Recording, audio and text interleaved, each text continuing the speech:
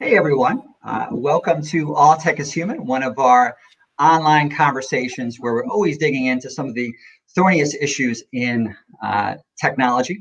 Today we're going to have a conversation about the ethics of contact tracing. Obviously with COVID-19 and the pandemic spreading and the concern, there's been a lot of technological concern about how we can deal with this. So before we get things started, I do want to say that obviously this is a immense time of grief and hardship. So for everyone out there, we do hope that you are well and safe.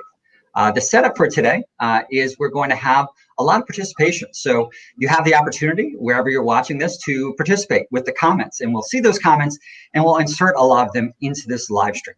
And then if you're unfamiliar with All Tech is Human, my name is David Ryan Polgar, and I'm the founder of All Tech is Human.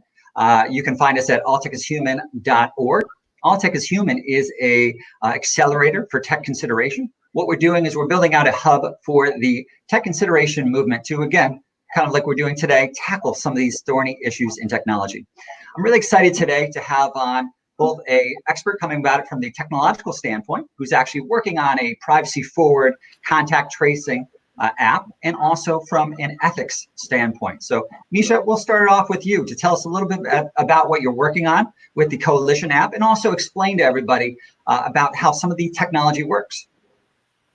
Yeah, thank you, David, for inviting me today.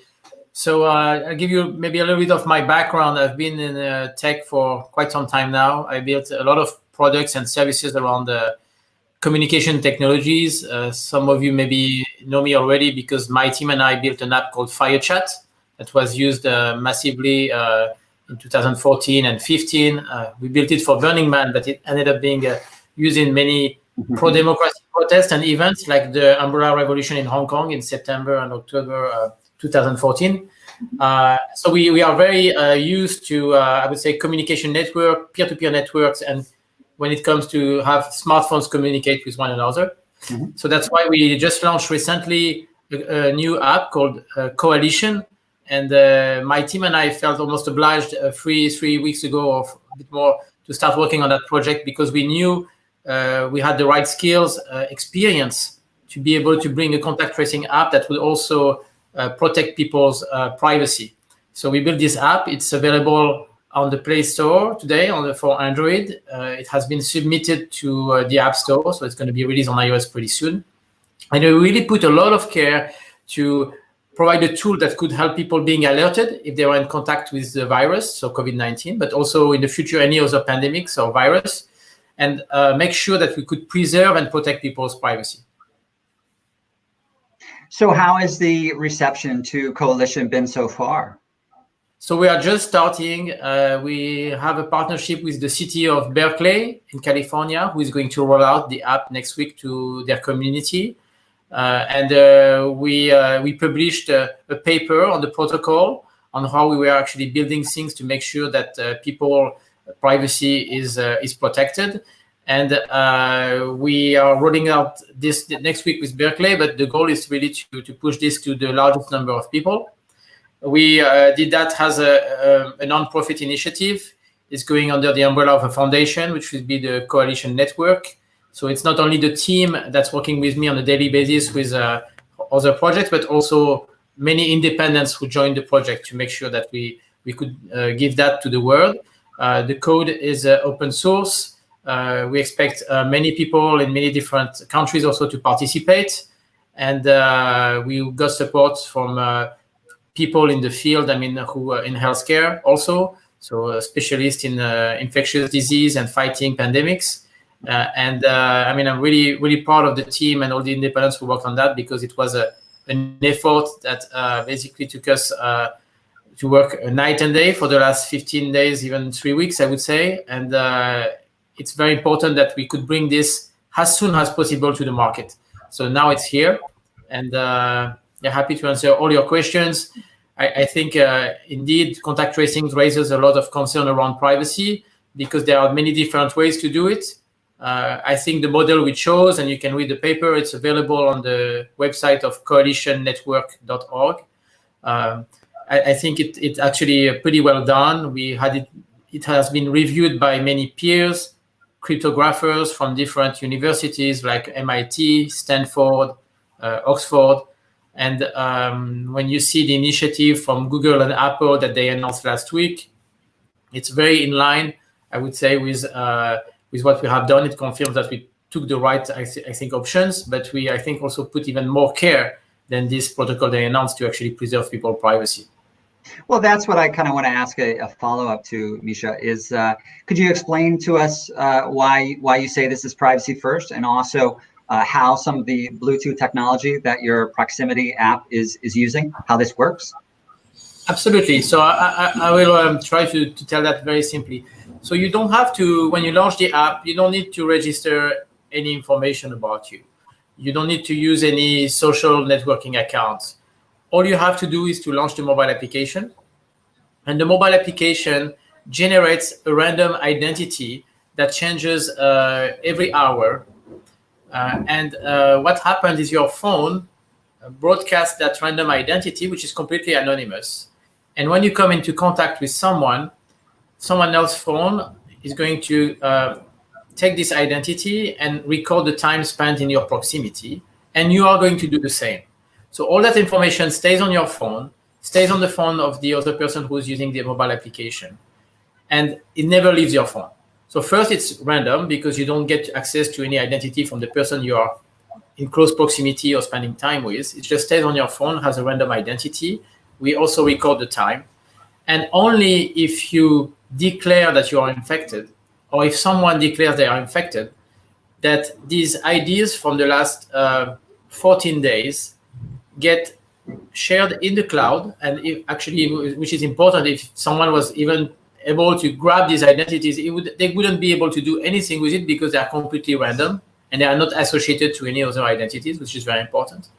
So with my phone, let's say someone I cross paths with or spend time with declares they are infected.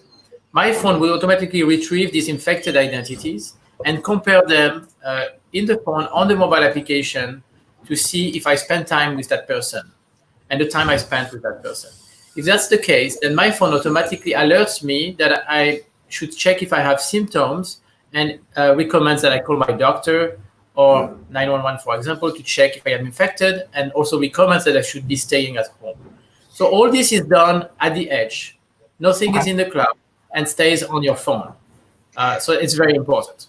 Do you imagine that this reporting, right, that somebody is infected, is that something that is done voluntarily, or is it mandated in some capacity?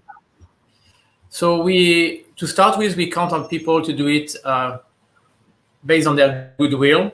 And depending on how things evolve, because we wanted to have a solution ready-made and available quickly on the market. And depending on how things evolved and also with the different contacts, for example, in the US, we're going to have with the local contact tracing team, then maybe there will be the one actually at that point contacting the user who is infected to assist them or to verify that they have done the right declaration. But I think it's something that will come later.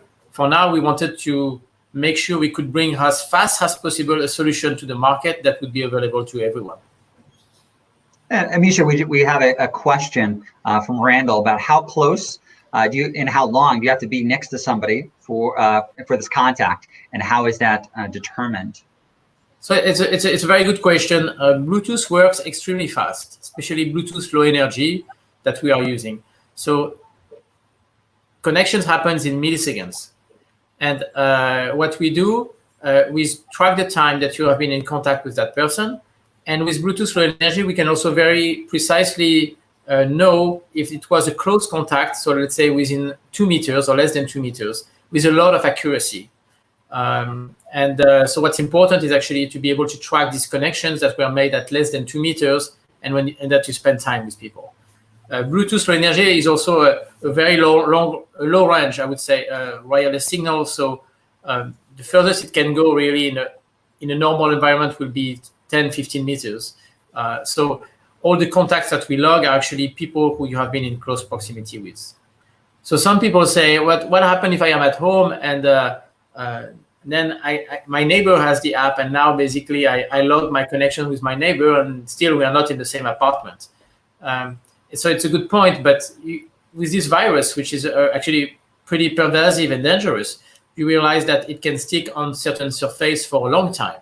So even if we log your neighbor, there's a possibility that if your neighbor was infected, he probably left trace in the stairs, in the elevator, so basically in the commonly living parts of the building. Okay. So it's it's necessary to track these interactions too. So Cansu, we want to bring you into the conversation from the kind of ethics side, and tell us a little bit about your background, your work at the AI Ethics Lab, and also, I think, to frame some of the conversation, we did see that you wrote a Medium article recently. The name of that was "Why Mandatory Privacy Preserving Digital Contact Tracing is the Ethical Measure Against COVID-19." So could you tell us a little bit about your background and your work, and really some of your perspective on contact tracing? Sure.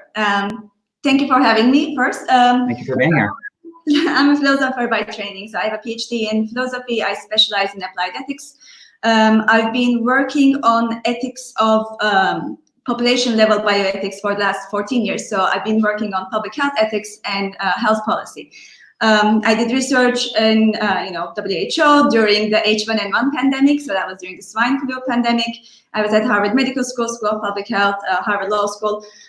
So I worked extensively on ethics of health in questions like resource allocation, end-of-life decisions, human subject trials, and about 5 years ago, when I was teaching at the University of Hong Kong at the medical school, I started looking into more on health technologies and the ethics, the intersection of ethics, health, and technology. So that's how I moved into AI ethics, actually, through the health technologies. And I started the AI Ethics Lab, and basically it's an independent initiative, and what it does is we do research on ethics of AI, ethics of technology, and we advise practitioners in private sector, public sector, academia on the ethical aspects of the technologies that they are creating. So that's where I'm coming from. So when the contact tracing, well, basically when the COVID-19 started, this is a very familiar territory for me, because I did the public health aspect. I'm getting an echo. Okay. Yeah, sorry. Yep. I've been doing the technology aspect, and so to give a little bit, I think, background from the health perspective. So why contact tracing is so important, because we need, for something like this level of pandemic, basically what we need to do in order to control it is to identify the individuals that are infected and find the suspected cases before they spread the virus further without knowing. And normally, so this is like a trio, like testing, contact tracing, and isolation. So if you can do these efficiently, you have a chance of, instead of doing a lockdown, you have a chance of actually controlling the pandemic. And the problem with the regular manual contact tracing is that it's extremely slow. And first of all, when you look at this particular virus, we are talking about a 14-day of incubation period. So you have to, when you are infected, when you, for the manual contact tracing as an infected individual, when you have your test positive, you have to talk to a healthcare professional. And in that interview, you will explain to them in the last 14 days, who did you have close contact with? So that is like conversations within certain distance and for certain duration.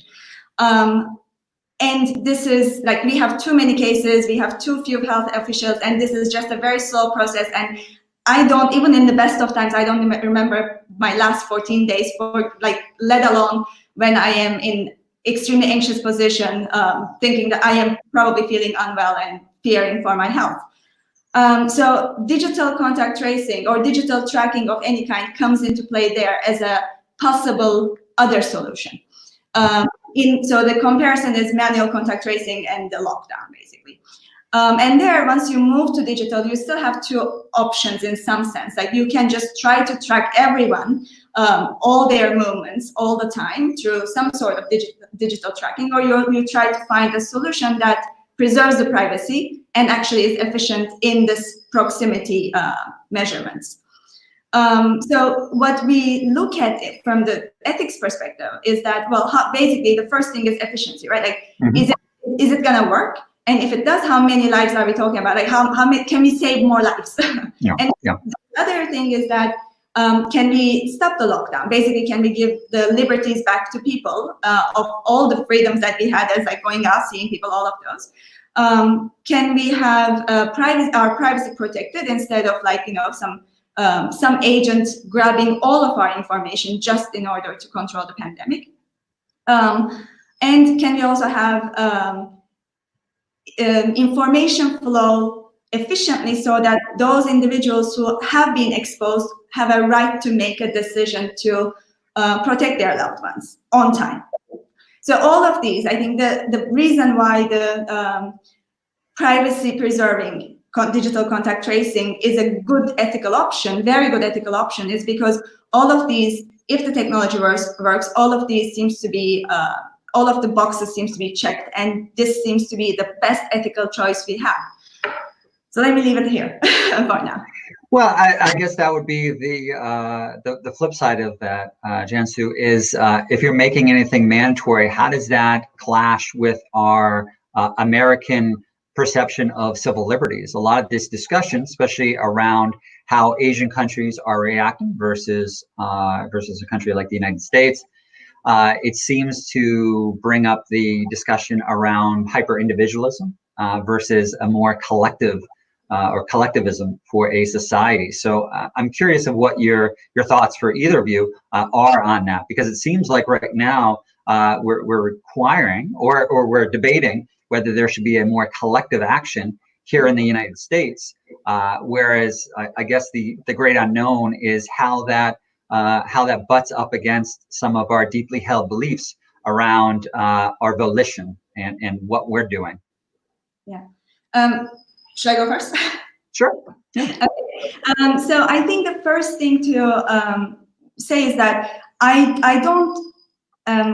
not advocating mandatory use if everyone adopts it voluntarily. Like, it's not like, oh, we should make it mandatory just for the sake of having just another rule. But the idea is so far, well, at least let me say it like this. My understanding, Micha, correct me if I'm wrong, but my understanding from all the population health, public health papers that I have been looking at, if this type of technology is not adopted society-wide, if we have gaps in the adoption, basically we cannot fully rely on the information. So we have to do something in addition, and a lot of, maybe not just something, a lot in addition. And again, like when we compare it, Micha, yes? Go ahead. Okay. Take notes. So the problem is that everything else is equally, well, not equally, actually, way more privacy and autonomy restricting. So if you are talking about the values of liberty, well, being in lockdown is certainly not, doesn't make me feel liberal, free. The other thing is that if you have to do manual contact tracing, I mean, keep in mind, you will have to tell the health officials. I mean, you will have to, as in, like, if you want to help the society and control the pandemic, you should be telling the health officials everything. Who you saw, where did you see them, in a closed space, open space, a lot of information, which is extremely, extremely privacy invading. And the main thing is that if we do any other digital tracking, basically that is scary, very scary, because we are creating a tool that can be used for other purposes. For, like, Micha mentioned the umbrella movement in Hong Kong. I was there towards the tail end of it. Yes, we are talking about giving governments a tool. If we give them a digital tracking tool that doesn't preserve privacy, we are giving the governments a tool that will be later used for any other purpose to deal with your opposition, possibly. Whereas if we could put in place this privacy preserving option, there is no harm or privacy violation that is being done to you, even if this is mandatory. The only thing is that you don't get to hit the I agree button. And then we can talk about how often you hit the I agree button without actually thinking about it. Is that really consent either? We have a question that Micha, hopefully will bring in some of the comments that you were thinking about as well. But this is one that just came in from Merv. What about the people with disadvantaged backgrounds who cannot access these contact tracing methods? This also is very similar to an article I was reading from the Electronic Frontier Foundation, where they were wondering about some of the technology of whether that is dependent on having certain high-end phone with this Bluetooth capability. So, Micha, do you have any comments on that? I will start answering that question, and then I'll come back to Cansu's point. So, first, I think all you need to make this work is a smartphone. So, unfortunately, if you have a feature phone, yes, you cannot use the Coalition app. But if you have a smartphone, and all smartphones today support Bluetooth Low Energy, you don't even need a very high-end smartphones. You will be able to actually use the application and benefit from being alerted when necessary.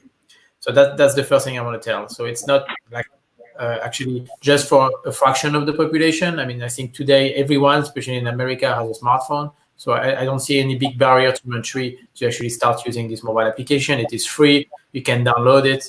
It's very easy. On the technology aspects, I think what Cansu was saying is very important.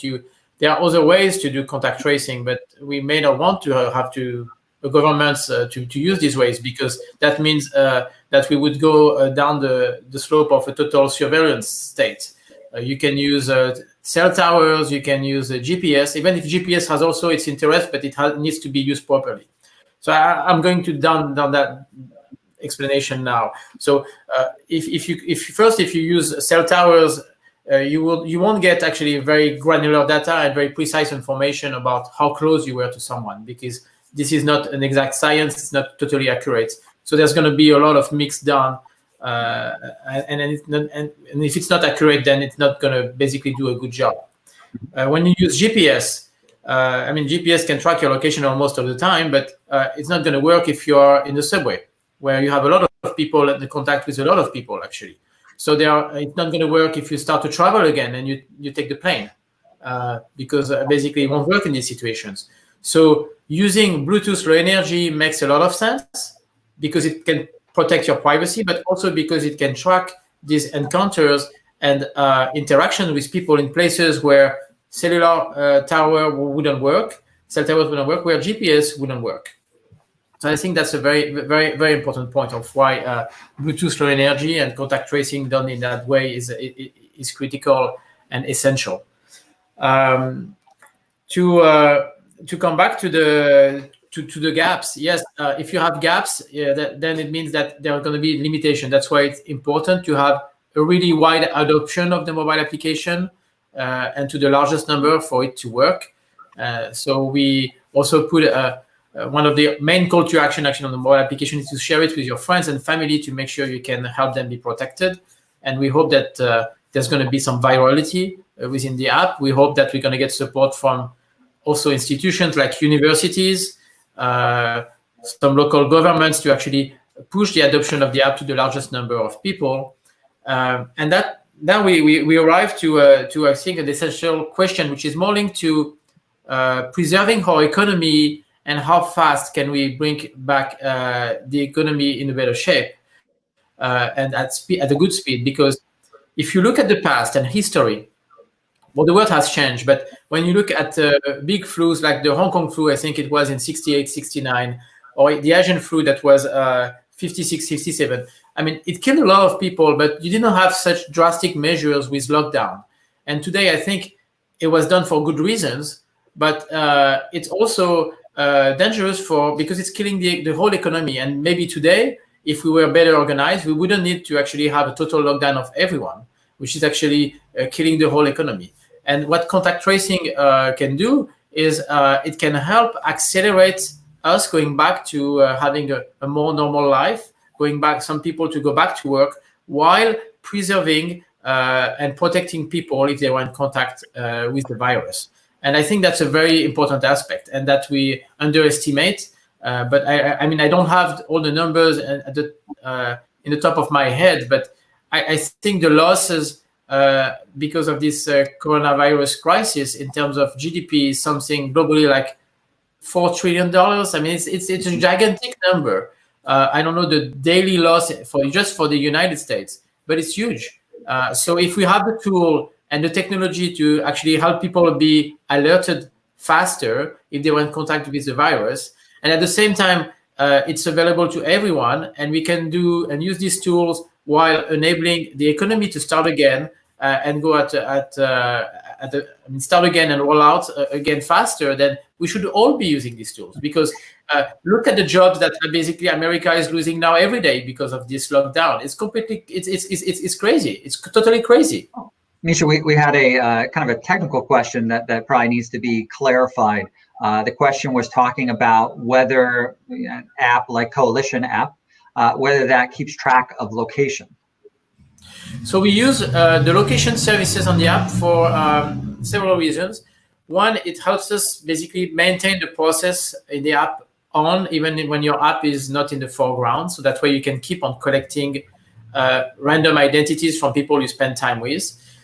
In a future evolution, but the location stays on your phone. So basically it doesn't go into the cloud. So you own that information and never leaves your phone. It's very important. In a second phase and future updates of the app, it might be important that you may want to share some of your location history if you declared infected. And there are ways where you can do that while preserving your privacy. Like we can present to you your history with all your journey on the map, and you can decide to remove your home, you can decide to remove your office from that map, or places that you don't want them to appear. But it's important that if you want to help other people, that you share places where you have been if you were infected, because today this virus can stay on surfaces for 24 hours, even 72 hours. So let's say you were spending time, I don't know, on the bench in a park, and you didn't have maybe people around you, but you leave that place, and now an hour later someone comes and basically is in contact with that same surface. There's potentially a risk that this person is going to get infected.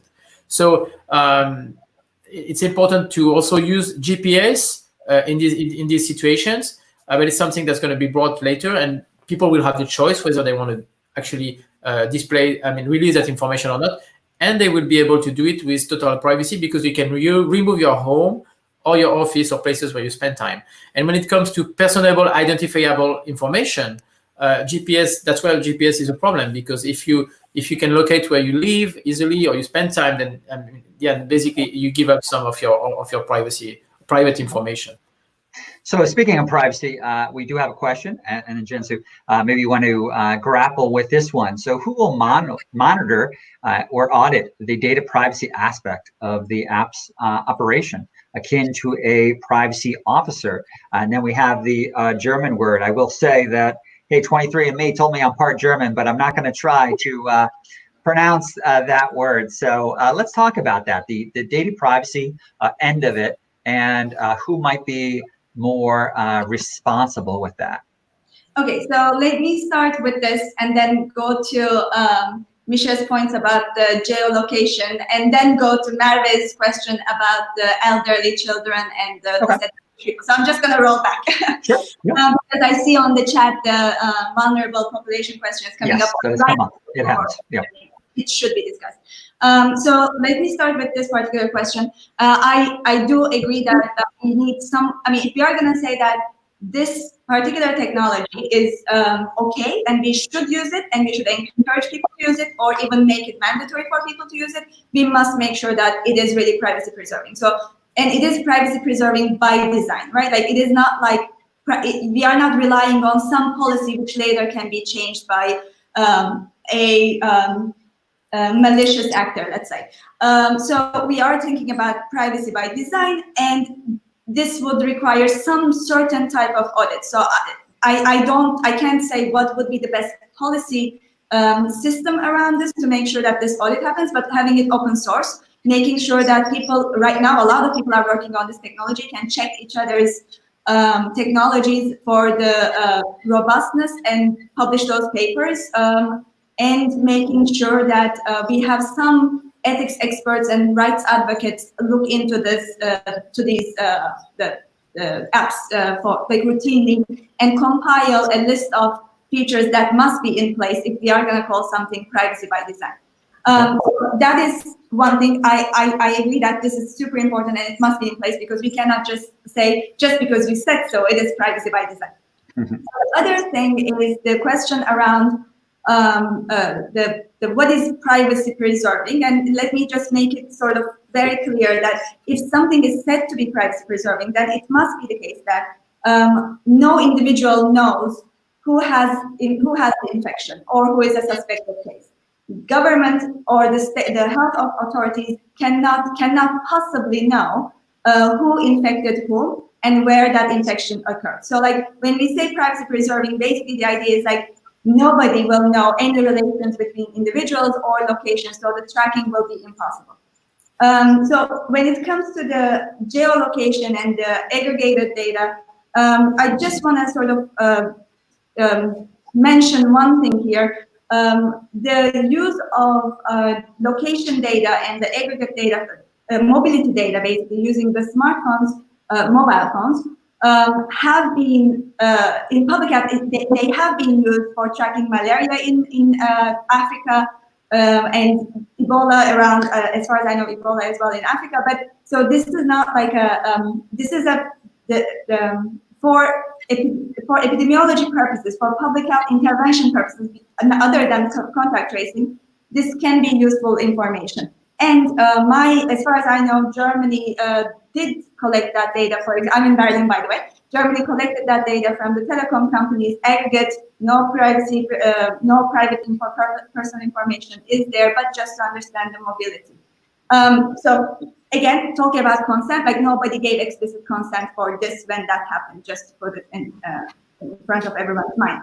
And finally, about that question about vulnerable populations, it is extremely important, precisely because the vulnerable population, basically, how are we protecting ourselves against the COVID-19 right now?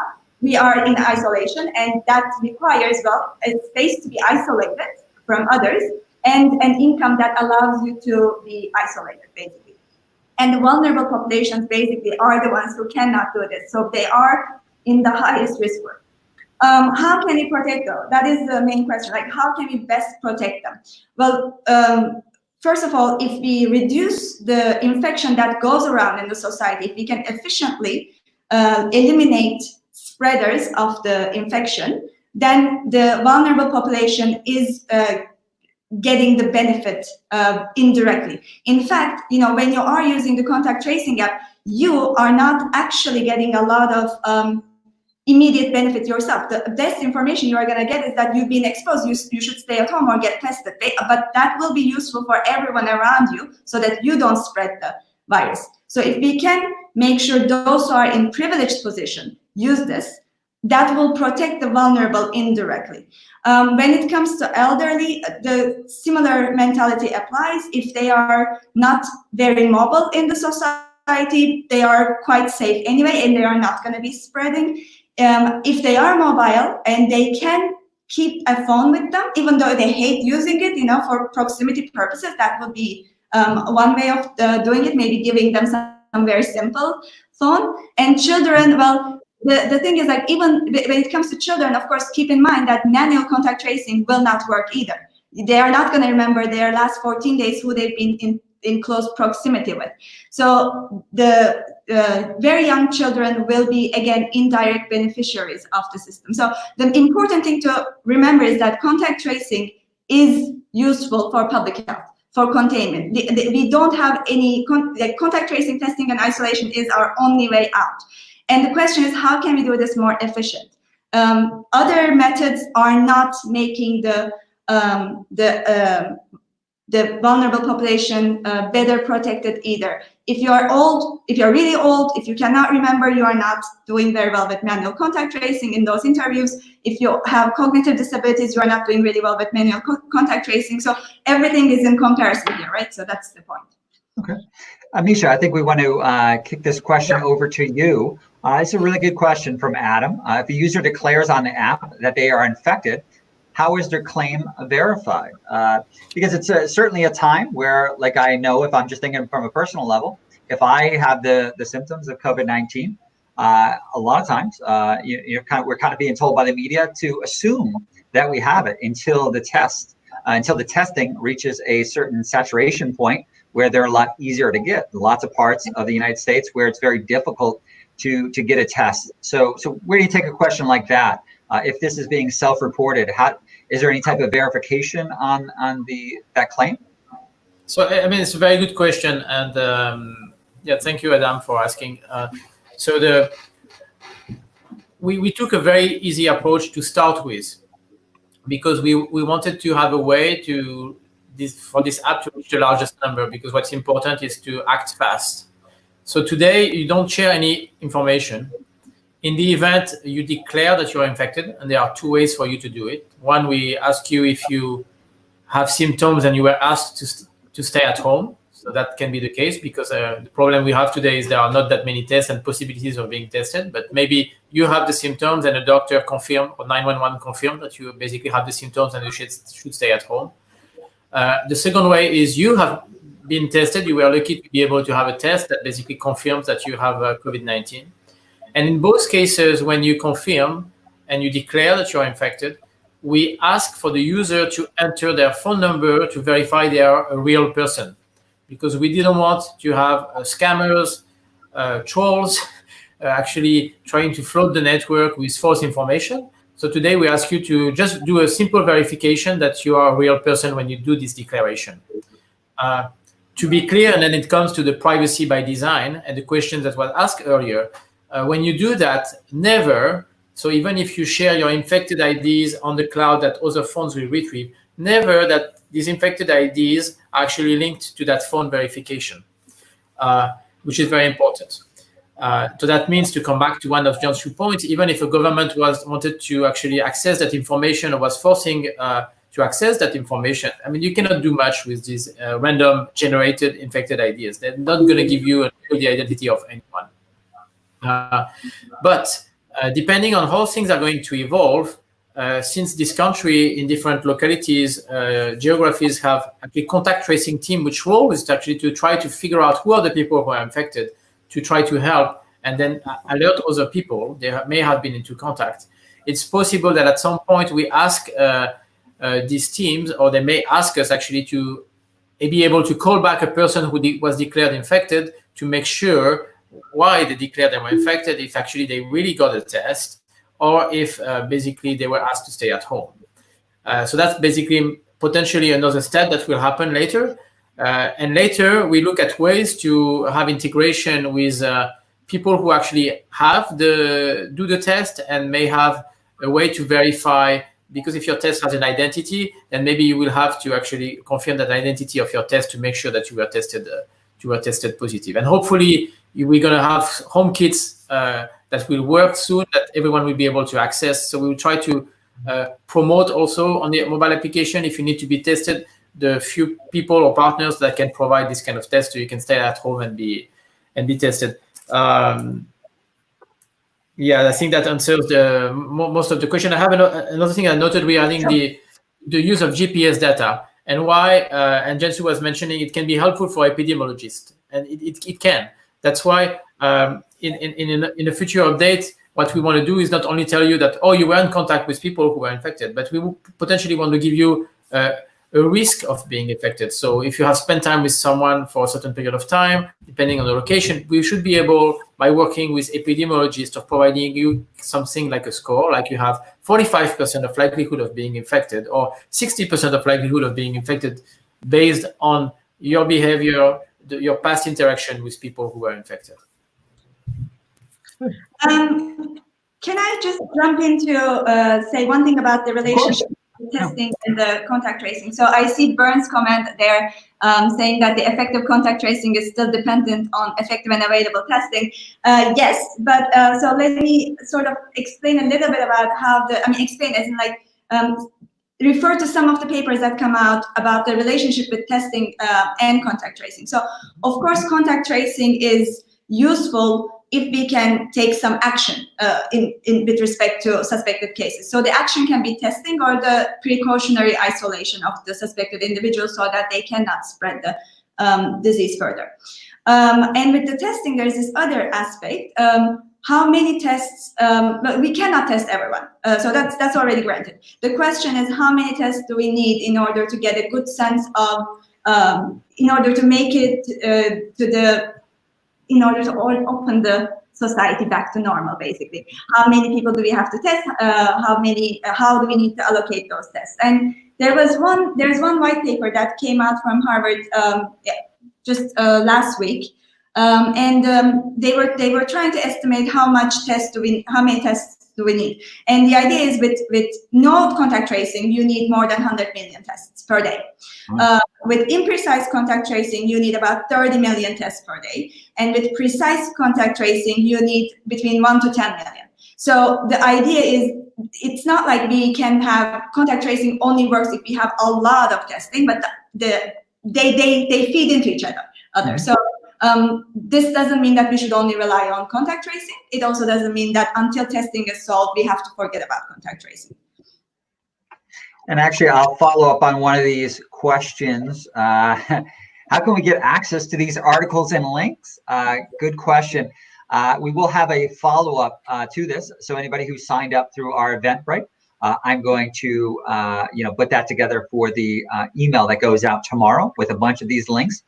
In addition, we're going to have a follow-up article about this discussion with the embedded video. This is being recorded with some of the links. So hopefully both of our guests will send me over some of these fine links that they are citing.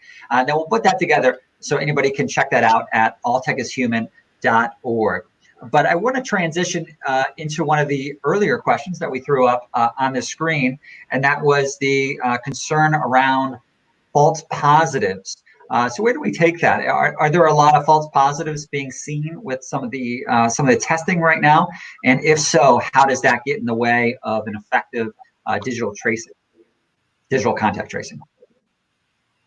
Who should take the question?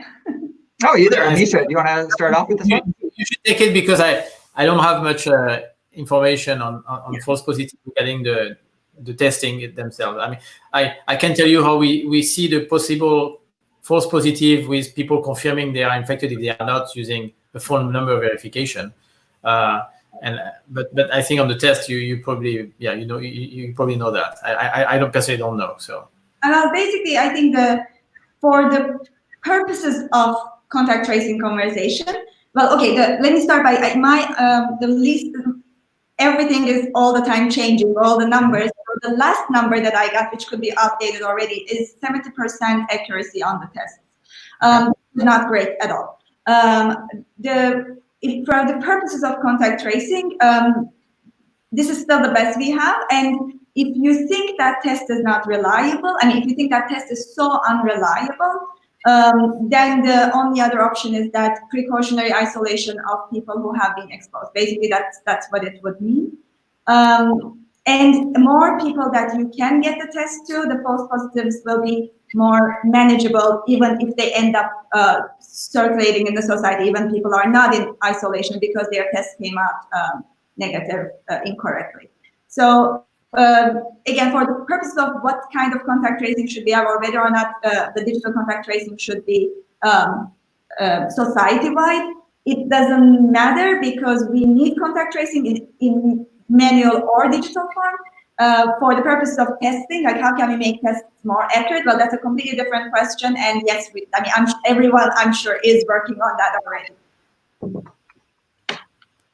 Excellent. Good question right here. EU governments plan to roll out Google-based contact tracing apps. They're raising concerns. How are you ensuring that the desire to act fast does not lead to features authoritarian governments could abuse?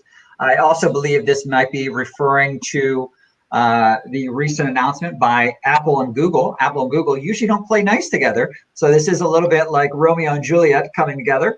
So Apple and Google announced joint APIs to be rolled out in Android and iOS coming in May. Obviously, got a lot of people talking about it, but if we look at some of these big tech companies, they've certainly struggled in a lot of respects with the quote-unquote techlash, with privacy concerns, trust issues.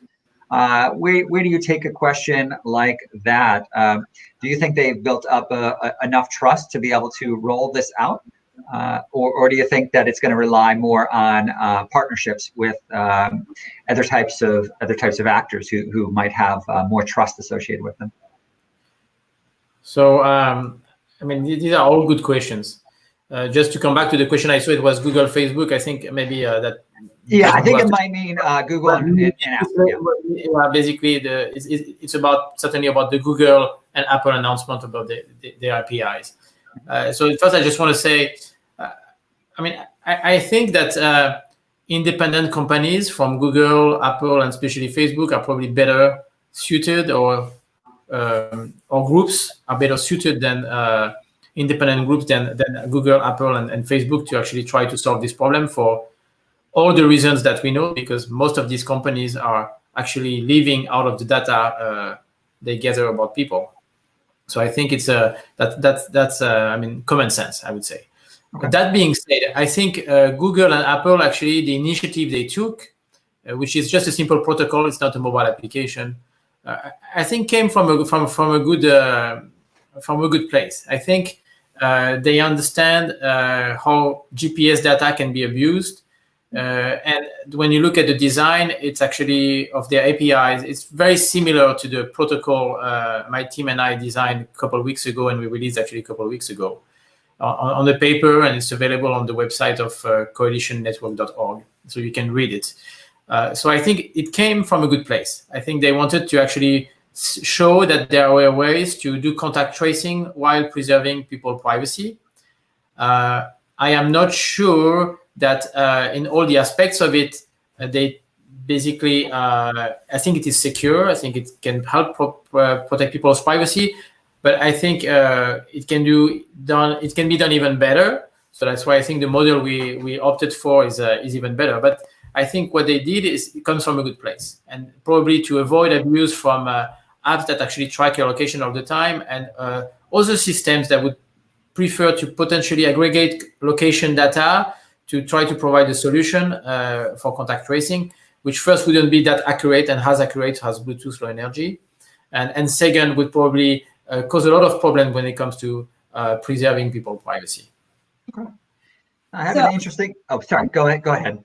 I was just going to say that, you know, in terms of the Google Apple collaboration, the main reaction I have is that we have to make sure that whatever they are doing, it doesn't link into the phone in ways that they get to collect more data than they're supposed to. So that is my main concern with a phone company, but one of those big companies, corporates. And the other thing is that, you know, if we should not, when they say that the consent, because they both emphasize the consent there, when they say consent, if they mean the I agree button, let's realize that means that the accountability will lie on you because you just hit the button. And we know how many of those buttons that we are hitting on. So we need to make sure that consent is nothing is hinging on the consent, even if we prefer to use it for, I'm going to say, aesthetic purposes. Interesting question just popped up, which has been a debated issue. We talked obviously a little bit about false negatives, but to the second part, who is responsible if the app does not pick up interactions accurately to prevent the spread of the virus? What I would also add to that is there is a lot of discussion lately around ensuring that people don't get a false sense of security. Let's say if we are using a contact tracing proximity app, how do we also ensure that the person doesn't feel like, okay, well, now I'm safe, as opposed to now I'm safer, but I still need to obviously wear a mask, keep 6 feet of distance, wash my hands, and additional precautions. So where would you take something like that, Micha? I think it's a very good question. I mean, no technology, whatever is the technology, will give you 100% certainty that everything basically is happening the way it should be happening. But if it is spread enough and enough people are using it, it is clear that you're going to get a tool, which is kind of, I like to say, a companion with you that will be in a very good position to actually alert you when it's necessary to alert you. So I don't think you should, even if you use the contact tracing app and if you use Coalition, I don't think you should stop taking the care that you should take, basically washing your hands more often, wearing a mask when you're in places where you have in contact with many people, so I think all these things should still be there, and you should be take all the precautions. But the app will give you definitely a better tool to be alerted faster and to enable to track the virus faster, because it's almost instant. It's digital. When you say in your question that, oh, maybe we won't be able to capture the signal. I mean, if everyone has the app, I can tell you there is a pretty actually precise accuracy that there's a good chance that the app is going to actually record accurately all the contacts that you and the persons who have been in contact with, and do that accurately. It won't be 100% because it's not possible. No technology works well 100% of the time, but it might be 99.90 something. Yes. I would just add here also, in comparison to, you have to still compare it to the alternatives. Manual contact tracing, memory gaps for the last 14 days. I mean, we are looking at a very spotty information that comes from manual contact tracing. Okay. So, Cansu, going to your earlier comments, talking about Google and Apple. Antonio is talking about what are our ideas of how to hold Google and Apple accountable to not using our data post-pandemic or to share with government agencies. So, I mean, yeah.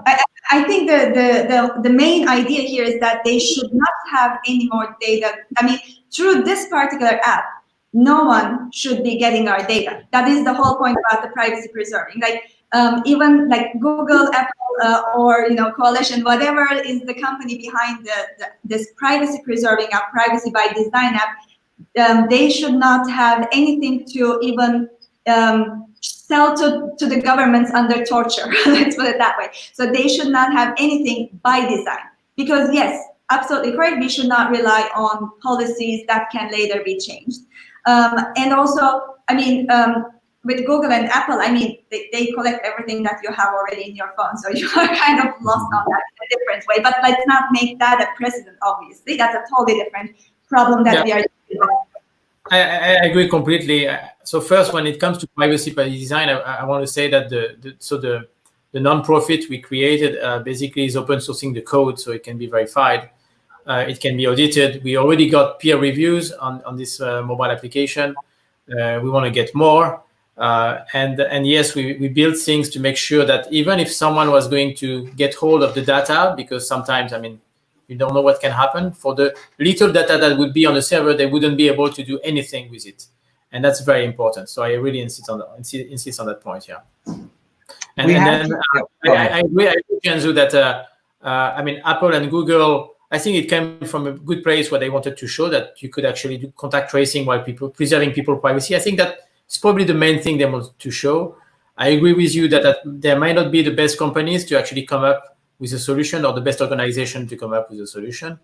When it comes to us, I think we're going to look at what they did, potentially give the option for the user to add interoperability with their protocol, but it won't in any case be mandatory. It will be the user who decides to choose if they want the app to be also be compatible and interoperable with Google and Apple design. Yeah.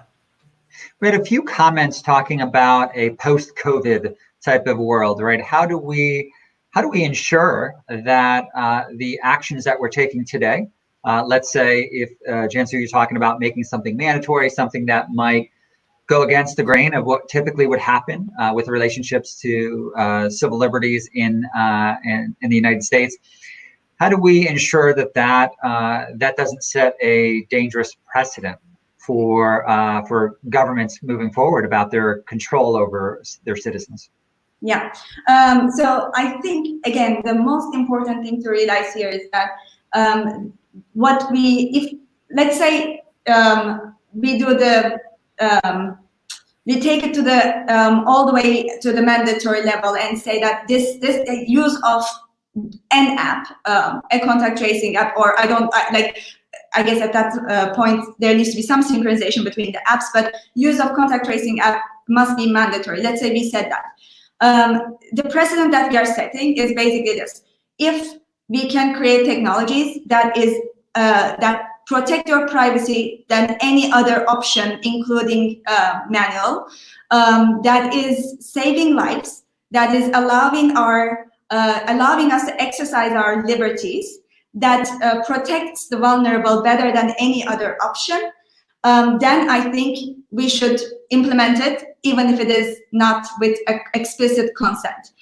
Here, I think it is important to understand that this is a very big if. Like, if we can have this technology, then making it mandatory is ethically okay. This does not justify the other two options, which is like, if we don't have, basically, the other two options come into play if we cannot efficiently implement digital contact tracing, privacy-preserving digital contact tracing. We either stay in lockdown, which is a huge affront to our liberties, and we do manual contact tracing, again, extremely violating our privacy.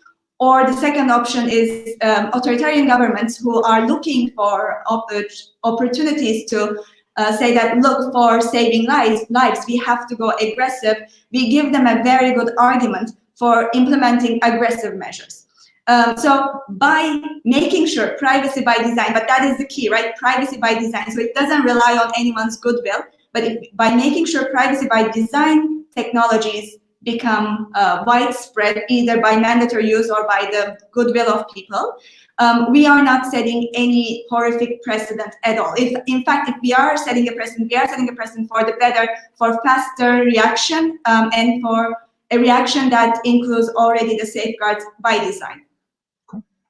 So, Micha, and then we're nearing the end, so soon we're going to have kind of your final thoughts, and then where people can stay in touch and continue this discussion and debate, which has been very kind of vibrant and thorough today, but I imagine a lot to be continued. So, Micha, what's been your relationship then with trying to have interactions with governmental officials? Because we did have a couple comments basically saying, in other words, how can we trust that government officials are going to be using this technology responsibly?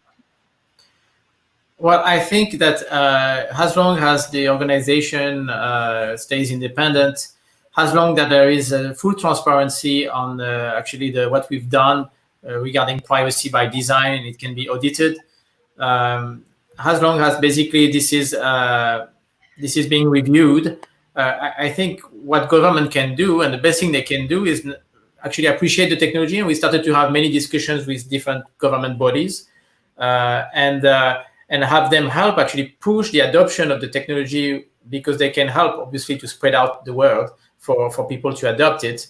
And we need to have actually support from local governments. We're starting next week with the city of Berkeley. I think for universities, it's also key. I think it's key for big corporations also, because if you take just companies like Uber or Lyft in the US, I mean, I think contact tracing is key for them if they want to see basically, I mean, their activity start again while keeping people safe. So I think everyone should be aware of how we can preserve people's privacy while putting the system in place. And people should be able to learn to make the difference between total surveillance, which would mean tracking their location all the time, with technologies that actually wouldn't do a job as good as what we can do by using Bluetooth low energy. And understand that with modern cryptography and the tools we have today, we can actually protect them while preserving their privacy. And it's going to take time. I mean, there's a learning curve there. These are new technologies, sometimes complex, but if we can have more people understand them and tell other people how it works, so people can feel confident about using an application like Coalition, I think we are on a good path. And we are lucky because it's ready now, it's available, it's functional, it's working. And with 1 minute left, where can people find the Coalition app right now? Coalitionnetwork.org is the website, or getcoalition.org. And it's available on the Play Store, on Google, and hopefully pretty soon on iOS for all Apple users, yes. Okay. And Cansu, what about yourself? Where can people stay in touch with you? So you can email me at jansu@aiethicslab.com, and you can visit aiethicslab.com website, Twitter account, my own Twitter account, jjansu. And just to add one tiny thing, I think it's very important when we are analyzing these technologies for their ethical aspects, we just need to keep the choices separate from each other. Privacy preserving is one question. The other ones are completely different questions. We cannot lump together privacy preserving, the contact tracing with something like immunization, for example, immunization certificates. We have to make sure that each of them are analyzed separately and the policies and the requirements are put in place separately. Just to find out. All right. Well, I want to thank everybody for listening. We are going to have a bunch more of these. I'm David Ryan Polgar. You can connect with me at Tech Ethicist on Twitter, and then also connect with Auditing is Human. We're auditingizhuman.org. Send us your ideas to continue this conversation. A lot of comments about how we can really kind of snowball this conversation, move forward. And I also want to thank one of our partners, TheBridge. You can find them at thebridgework.com. So thank you, everyone. And Micha and Cansu, thank you for the conversation today. Thank you, David. Thank you, everyone, for the questions. Take care. Thank you. Bye.